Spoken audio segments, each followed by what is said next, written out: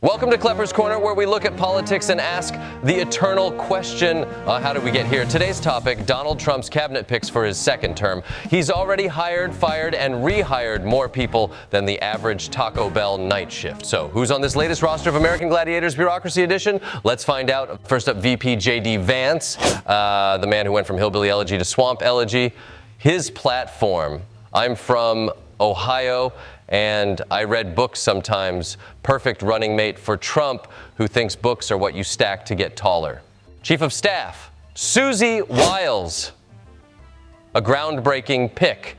Susie Wiles, the first woman to serve as Trump's chief of staff. Finally, a glass ceiling broken, so Trump can build a skylight with his name on it. Secretary of State, Marco Rubio. Little Marco is back. Rubio's foreign policy experience includes getting dunked on by Trump during the 2016 primaries. Now he's in charge of diplomacy. Imagine him negotiating with China. Please stop spying, or I'll tell Donald on you. This is what we're going to have. Here's the guy that inherited $200 million. If he hadn't inherited $200 million, you know where Donald Trump would be right now? Selling watches in Manhattan. Attorney General Matt Gaetz as Attorney General. You know, the guy who looks like he was the inspiration for Butthead and who has some lofty allegations against him, Venmoing people $300 for ice cream? Get real. But sure, let's put him in charge of justice. What could go wrong? Except everything. Secretary of Defense, Pete Hegseth. Hegseth is a Fox News host and an Army veteran, a strong resume, but here's the kicker. He once admitted he doesn't wash his hands because, and I quote, germs are not a real thing. I don't think I've washed my hands for 10 years. Really, I don't really wash my hands ever. Help me. No, I inoculate myself. It's just not, germs are not a real thing. I can't see them.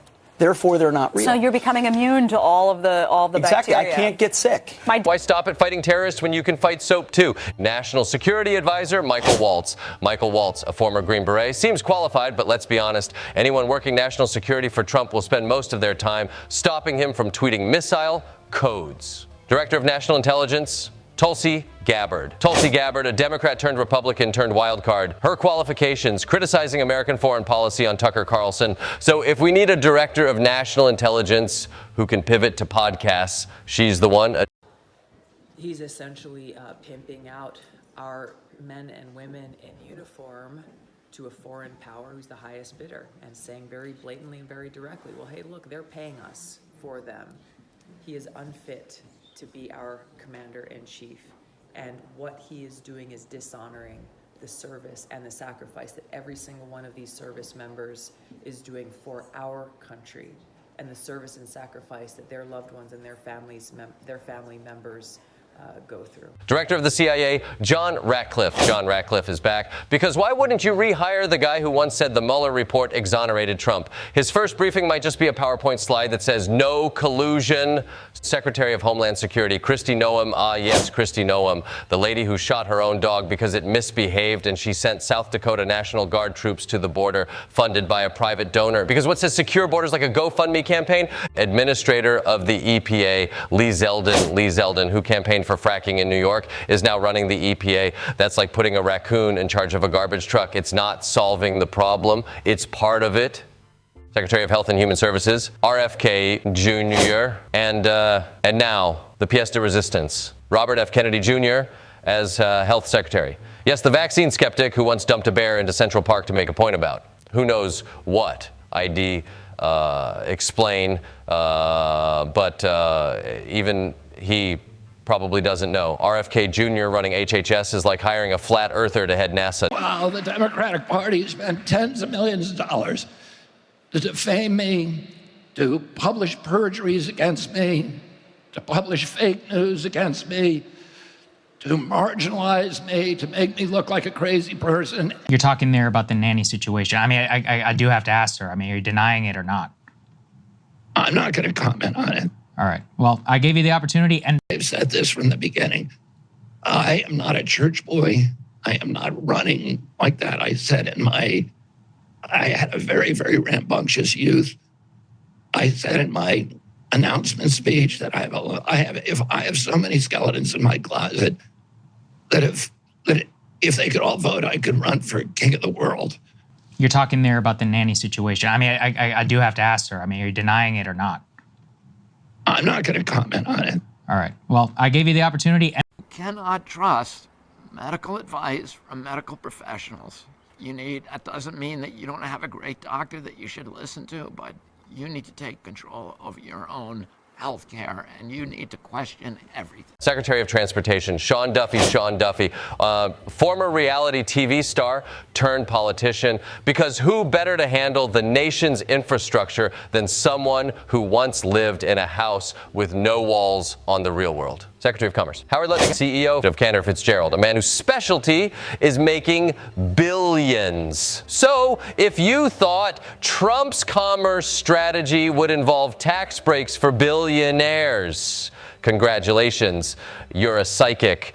Secretary of Education Linda McMahon, former WWE executive, is now in charge of education. Let's just hope her curriculum doesn't include classes like Intro to Chair Throwing or Advanced Trash Talk, although, to be fair, those could actually be useful in Congress. Secretary of Energy, Chris Wright. Chris Wright is a fracking executive. So, if you like your energy policy sponsored by Big Oil, you'll love the next 4 years. They're bringing back coal like it's the new vinyl. Special envoy to the Middle East, Stephen Witkoff. Stephen Witkoff is a real estate mogul because nothing says peace in the Middle East like someone who specializes in flipping condos.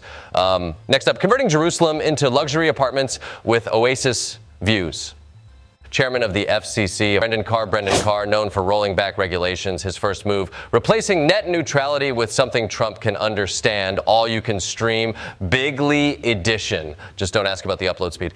Administrator of Medicare and Medicaid Services, Mehmet Oz. Dr. Oz, America's favorite TV doctor and Pennsylvania's least favorite Senate candidate, is now running Medicare and Medicaid. If you thought healthcare was complicated before, wait until you have to get approval for a heart transplant and a green juice cleanse. Secretary of the Interior, Doug Burgum, governor of North Dakota and tech entrepreneur. Fun fact, North Dakota has more cows than people. So naturally, Burgum's first policy might involve mooing on conference calls. Bill McGinley, former White House cabinet secretary, is back. His role, basically telling Trump, no, you can't do that, at least 5 times a day. He's like a human terms and conditions pop-up. Co-commissioners of government efficiency, Elon Musk and Vivek Ramaswamy. Of course, we saved the best for last. It's Elon Musk and Vivek Ramaswamy. What was once a meme has now turned into an actual government agency. I mean, Musk is so efficient that his website lost 79% of its value, and it's constantly crashing. I guess Vivek is just there to keep an eye on Elon, make sure he's not scrolling through Twitter all day. Trump's second-term cabinet. It's got everything. Book authors, hand-washing deniers, GoFundMe governors, and a guy who may or may not understand how vaccines work. Join us next week when we ask, can America survive 4 more years? Or will we just have to start streaming Canada? Good night and good luck.